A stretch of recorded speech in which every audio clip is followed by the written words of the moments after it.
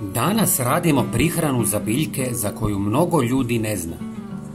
Jako je bogata proteinima, masnoćama, mineralima poput kalcija, magnezija, željeza i fosfora, te vitaminima poput vitamina A, D, E i B skupine. Sve te hranjive tvari su esencijalne za zdrav rast i razvoj biljaka. Posebno je dobra jer se sporo razgrađuje i jako dugo daje biljkama potrebne nutrijente.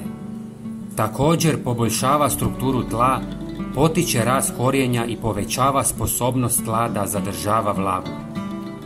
Razgradnjom se otpuštaju korisni mikroorganizmi koji poboljšavaju plodnost tla. Uz sve to odbija i neke štetnike u vrtu, a možete ju koristiti za rajčice, krastavce, cvijeće i sve ostale biljke u vašem vrtu. Zato ostanite sa nama do kraja videa da vidite kako se to radi.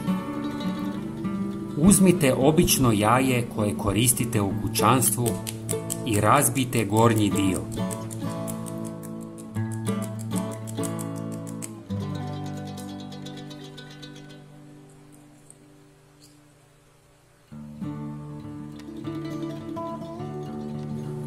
Unutra stavite jedan češnjak koji osim što sadrži vitamine i minerale djeluje i kao prirodni insekticid i fungicid.